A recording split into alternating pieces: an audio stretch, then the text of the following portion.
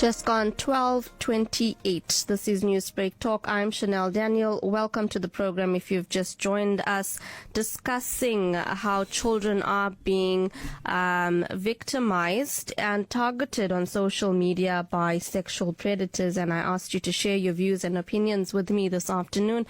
I will go to them right now on our WhatsApp line. You can also, if you haven't as yet, join the conversation with us on social media. You can send your voice notes and messages to 071-613-7803. Let's go to some of your voice notes on the program this afternoon. I think this one is from Daniel Joshua Chellen. Hello. Hi, Newsbreak team. This is Daniel Joshua Chellen. As far as this is my view and opinion is concerned, as far as the topic is concerned, yes, it is great to protect our children. But looking at the laws that the government has brought in regards to children, giving them rights to certain things which I believe they're not mature enough to receive. If you look at, they say a child below 16, a teenager below 16 can be charged for statutory rape. How many children below the age of 16 have become pregnant? And where are the cases, where is the report on those people being charged for statutory rape? And then you go on to, the government goes on to say a child that is above 12 years old can have an abortion without the consent of the parent. Yeah, thank you there, Daniel, for your contribution on the show, talking about, laws needing to be improved. When it comes to children, what they are having access to, I think, as well. Thanks there, Daniel. Another one coming through this afternoon. Hello. Good afternoon, Shanell. Trust you well. Thank you for the daily updates, news on the hour, every hour. Happy Saturday. Talking about after 12. It's so meaningful to know it has a meaning behind life itself, especially to our young teenagers. And there it goes. We as parents, we need to do our homework. We need to sit our children down. We need to educate them and we need to discipline them. Everything begins and starts at home, not for us to wait on someone else to do these things. It's part and parcel of our lives. And let's educate them. Talking about these situations, let's not be wasting away our tears when we could have done something. God bless Ranjini Reddy. Doing something in the community, isn't it? Thank you there, Ranjani. Another voice note on the show. Hello. Hi, Newsbreak team. Lovely topic. Well, another meaning of I'm going to have my lunch at 12 from a guy, it can also mean like when a woman goes for a party, she may have a few drinks and then she cannot control herself and she does not know what she's doing. And this guy is going to prey on her because she's an easy target. So, well, a lot of different connotations coming through on, after 12 is lunch. Thanks there for your contribution. Another voice note. Hello. Good afternoon, Telisha. We look at what's happening now, particularly to our young girls. One must understand that every child deserves a future. Every child needs to have a healthy start in life, given the opportunity to learn, and must be protected from harm. One of the big problems is parenting. We have cases now to be seen that children are murdered, killed by their parents. And then, we find that in many instances, the social, circumstances of the children, poverty, joblessness, unemployment, and kept it up with the abuse of drugs and alcohol. So, most of the children are abused and sent to the wrong end because of the abuse that's taking place at home. At the same time, children are not protected by the parents. Young girls need to be protected by the parents. The parents need to find out more what's happening in the child's life rather than leaving the child just free to do what they want, because that's what happens when there's no parental care. Oh, thank you there for your contribution on the show. Another voice note coming through. Good day to you, Shanell, the listeners, and your Newsbreak team there. Regarding freedom of social media platforms, this needs to be revisited. For an example, if people post stuff on Facebook which is anti-Israel, because of the Gaza genocide, it's highly likely they will be monitored and sanctioned immediately. Well, thanks there for your contribution on the program. Another voice note coming through this afternoon. Hello. Good afternoon, team, and to the listeners at home. Always a great show. I'm sending this message with a very heavy and sad heart. It's absolutely sad at what's going on in society with children, and it's shocking to hear about a 10-year-old being a mother. I mean, come on, man, come on. It's so sad the way kids are being exploited and taken advantage of. There are absolutely predators out there in society, and I think law enforcement has to really step up. They have to. Yeah, a lot of calls coming through for, police to step in, for civil society to step in, for parents to step in as well. And I think on the part of parents and, those who monitor children, that's, knowing how to monitor them, knowing what do you do, because social media is the World Wide Web. It's on the World Wide Web. It's massive. How do you control this? How do you monitor this? Just making sure that your child is safe. So I do have a guest this afternoon on the program to help us understand and discuss really how we can protect children on social media.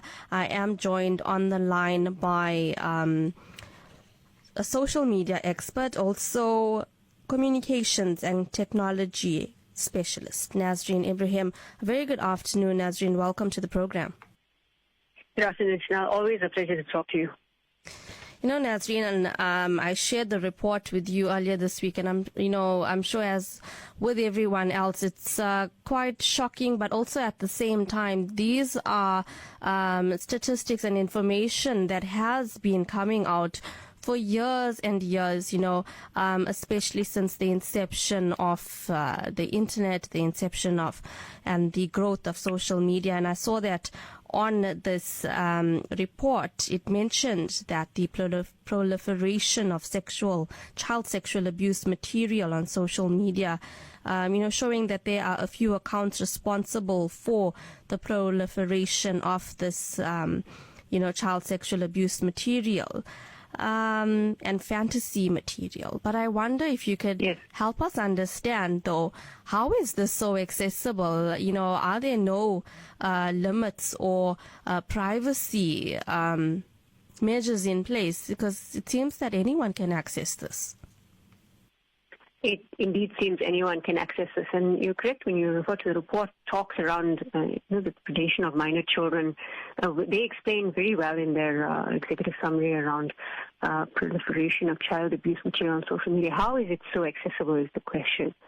The answer to that is that people will do what they can do to access whatever it is that they desire, the baseline of desire. And the baseline of desire is what we are seeing the proliferation of, which is the high sexualization of our culture that involves a younger and a younger age group. This is unfortunately sad. What is our premise as adults? Our premise is that we should be able to be the protectors of children. Children, right until the ages of 18 and 19, are still considered in development or formation, despite the level of reasoning improving with every age as you grow from a newborn going into the toddler stage, then as a little child getting into what is considered to be a teenager, and then obviously a young adult. The levels of reasoning there are at developing stages, but not enough to protect oneself, which is why as an adult, we are considered, from a psychological point of view and a moral point of view, to be the protectors of children. This, however, Shanell, we know, doesn't translate well into the social media space.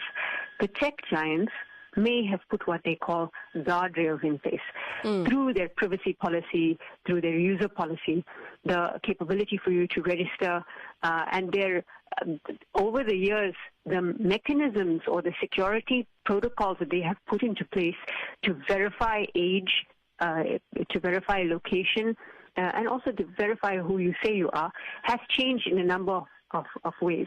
But it doesn't stop them from also being a little bit relaxed about it, purely because the commercial opportunities available to them are massive. So, yes, they all spout the same line of child safety online. They work closely with think tanks and academic institutions across the world to produce reports, the one of which we are seeing, I mean, this is an exceptional report talking about the state of child predation on South African social media, released this year. So it gives you a sense of the seriousness and the absolute lack of control we seem to have around it. However, the social networks, while they may have this Instagram only recently, you have seen them use influencers, both micro and macro influencers, to spread this new, if your child is 13, they can now register, and these are the controls that parents have over it. You can stop them looking at certain types of content. You have access to their profiles. This doesn't stop a 13-year-old from registering multiple accounts under different names, or stop a 50-year-old or a 60-year-old or whatever depraved age, a person who wants to interact with a small child, from registering an account and pretending to be someone else. AI has, of course, been a technology that helps to amplify this capability for people to use it for bad. And so I'm worried. I'm as worried as you. I have kids in my family, and I am as worried as you are, and every parent, every aunt and uncle, and every responsible adult out there. You know, you're talking about that concern, and this data, you know, it's been quite alarming to those that have been going through it, and even you yourself are quite concerned in relation to it. But let's face it, we are living in the social media age, aren't we? So, you know, little children are using cell phones, tablets, and they know more than some adults about how to use social media. Absolutely. So, you know, we talk about things like screen time, etc., you know, for them to be doing their homework, etc., and all of those kinds of things. But I want to talk a little bit more, you know, really tangible things that people can use now, parents can use, who may not be as tech savvy as their child. Protecting information and privacy. Can you talk to us maybe and unpack to us the privacy settings on social media and other platforms? How do you, like you mentioned, you know, you can stop your child from seeing certain content, but there are some that say, you know what, I don't know how to do this. So how do they do this? How do they do this indeed? I mean, there are a number of mechanisms, but you specifically mentioned parents who may not be tech savvy. I think we must, at the onset first, and I love that we are having this conversation, because it talks to building a responsible digital citizenry. That's the mandate of the work I do. How do we, as communicators, as broadcasters, as people in general from all parts of society, build a responsible digital citizenry?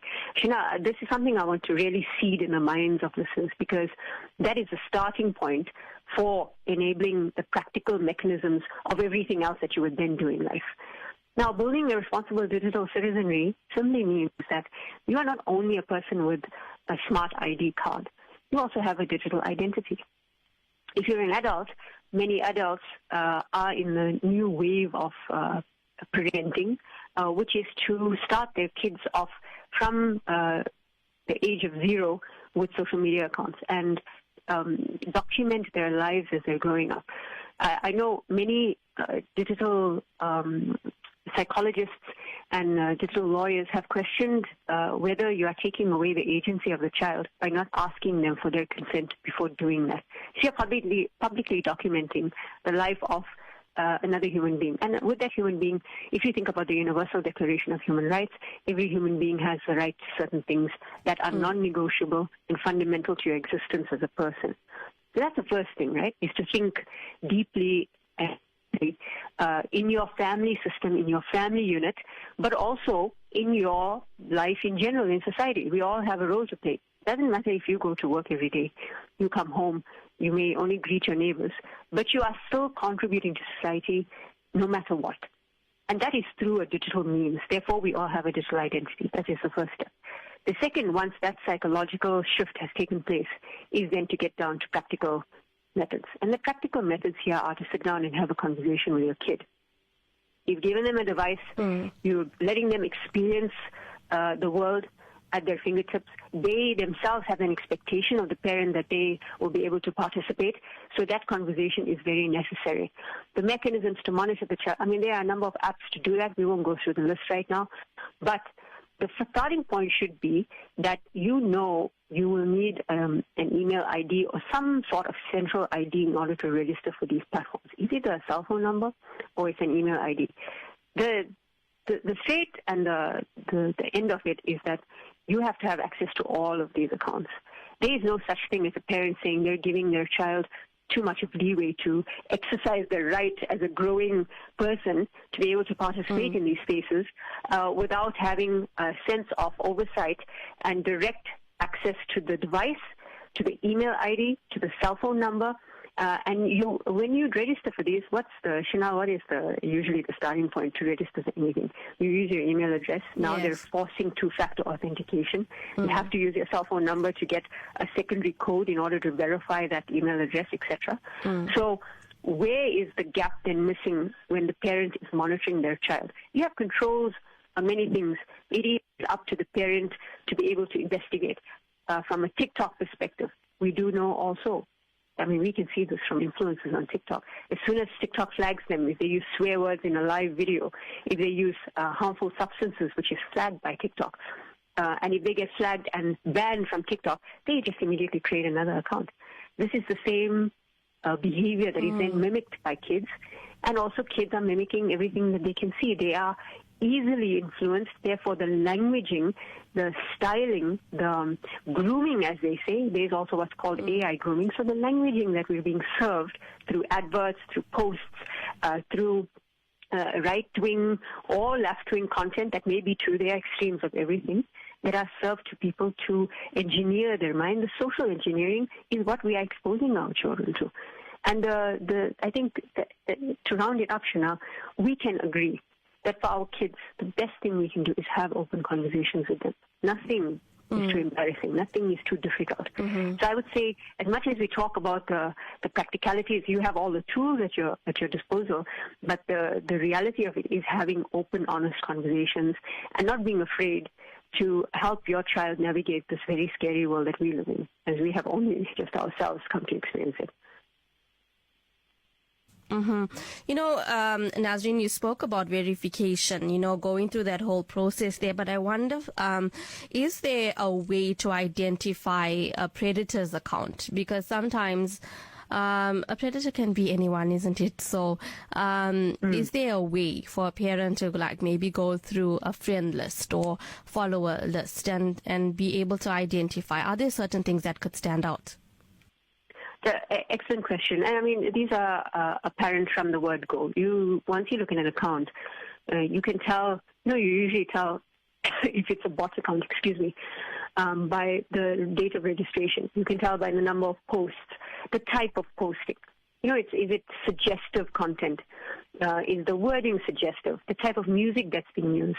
We know kids are, I have a 13-year-old in the family who knows Chris Brown's song. Now, Chris Brown is from kind of like, I remember these songs, right? And I'm thinking the 13-year-old knows this song. So, of course, this is something about the type of music or the music he's producing right now is really talking to that age set. And I'm way beyond that age set at this point. So it was interesting to me to be able to look at that and observe from afar. And also I'm having these conversations with them, but I don't want to lose my train of thought here on the question you asked me, which is, and now I've forgotten the train of thought because I thought of the 13-year-old. It is so emotionally protective of them. I miss everything else. So please, let's ask the question again. Now, I was just talking to you about, is there a way to identify a predator's account? Thank you for asking that. So back to the question at hand. The kind of the age of the profile. You'll be able to tell by the number of posts, the number of followers, the type of followers, as you've already mentioned quite a few of them. You look at their followings, you look at their privacy settings. Is Is their account profile? Do you have to request follow with them? Are you getting a message from them immediately? What type of messaging is it?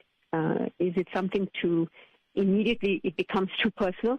What is the level of conversation? And why would you accept a friend request or a follow? Maybe this is just my old 40s something brain thinking, why would I accept a follow from someone or request a message request from them if I don't know them? But younger people are not thinking like that. It's an opportunity to make a new friend. But remember, too, that young people, kids, are using social media in a way that is not the way we use social media as adults. I know from talking to young kids that they use it to also showcase the things that they do in their life. One primary use of their lives is gaming. And when they don't only have personal accounts or digital avatar accounts to showcase their personal interests, they also have stream-by-stream play of their gaming activities to be able to connect with friends and show their level of progression in the gaming world. The same goes with fashion. The same goes with music, food, whatever they're into, sneakers, culture. So it's also important for parents or adults in general to understand the use cases of how, and in that you are able to then track or look at the kind of friend and activity, the friending activity, the connection activity of people online who are trying to connect with your kids. And it's not a bad exercise on a weekly or a monthly basis to sit down with your kids, especially if they're much younger and you're allowing them access to these tools, to sit down and start doing a kind of audit with them. And you can have your own audit. You'll go through the friends list. I can't remember the tool offhand that you can use to scan a phone to be able to check on apps if they are there hidden accounts. But in fact, that's why the open, honest conversations are important. There's no time here to try and pussyfoot around kids' feelings. I'm asking you a question. I need an answer. And this is just for your safety. This is the reality of the thing. And we've got to just have that firmness. This is why we add off in kids' lives, to be able to protect them at all costs. So I would say to parents, have those conversations. Speaking of conversations, there's a message that came through, and it sort of ties into what I want to ask you next. You mentioned, and I wanted to speak to you about AI. We're living in the world of artificial intelligence. When I go on social media, I know certain people, and I'm seeing their face, but I'm seeing a different body. I'm seeing cropped images, I'm seeing filters, I'm seeing a 30-year-old looking 15 years old, or I'm seeing 15-year-old looking 30 years old because of AI, because of this access. And I want to talk to you about that, in terms of how risky this is and, what information and data is being revealed now and how to protect young children when it comes to AI. But Frank sent a message, talking about how leaders are always propagating about women's rights and GBV, but we are not upholding Parliament or holding Parliament to account to monitor social media posts from shady characters and enabling more stringent legislation. So from, your perspective, from a parliamentary governmental level, the world is changing, so legislation has to change as well, isn't it? So in terms of social media and protecting children, what do you think needs to be done?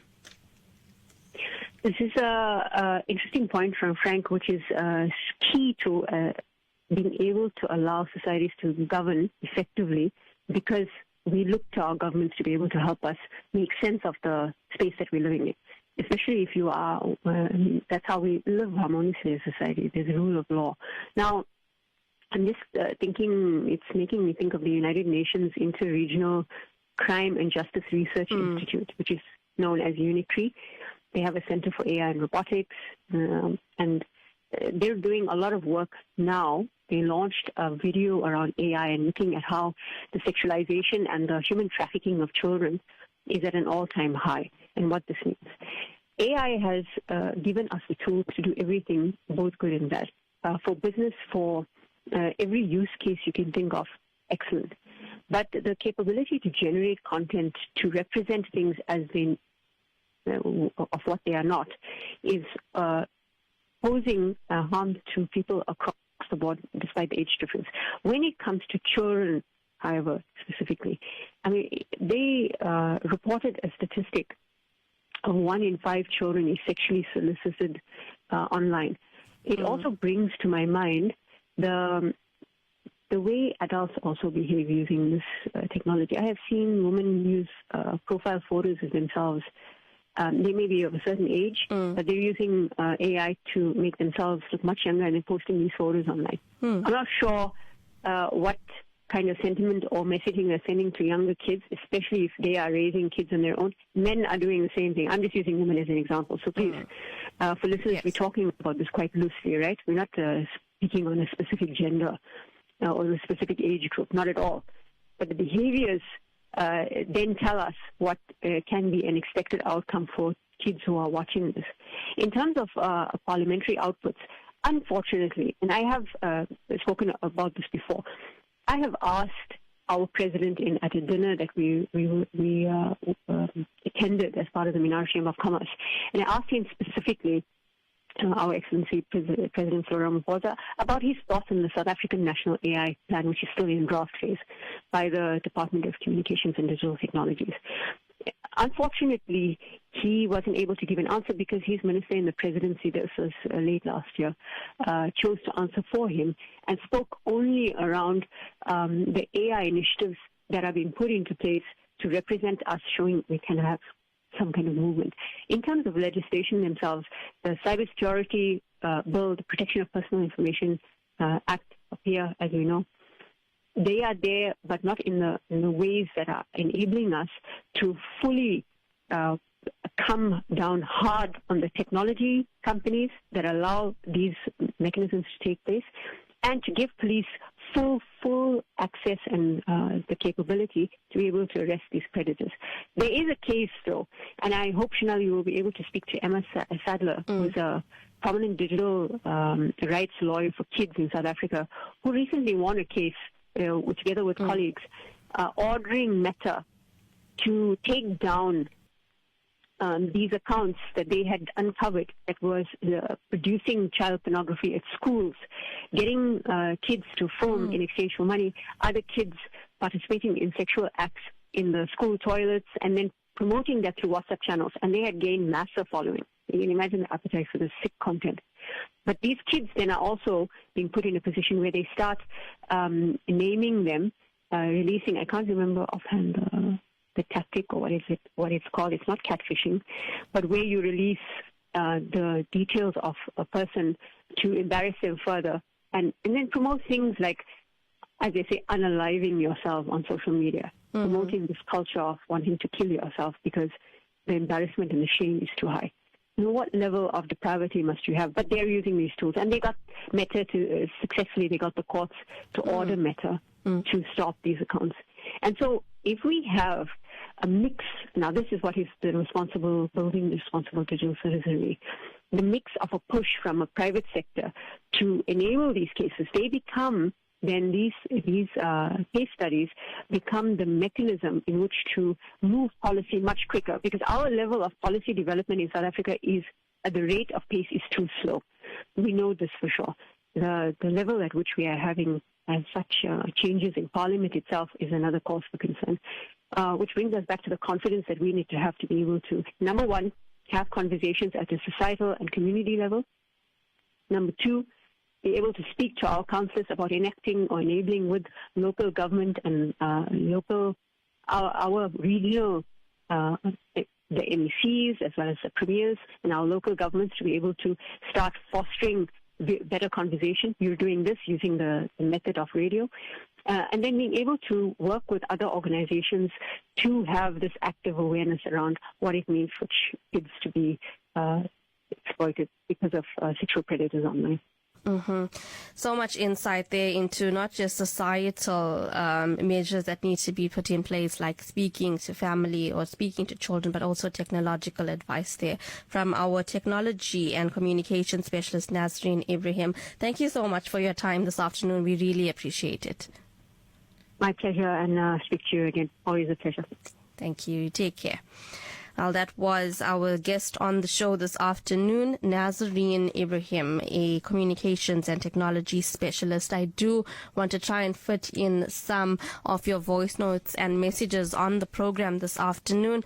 Remember, the views and opinions expressed on Newsbreak Talk do not necessarily reflect the views and opinions of the SABC or Lotus FM News. Let's go to a message this afternoon from Deepak saying, as of the past 30 years, South Africa has chalked up an appalling record of immorality, violence, corruption, crime, substance abuse, and general antisocial conduct. Another message coming through from Anonymous saying we need to even monitor our kids who dance, whether it's Hollywood or Bollywood.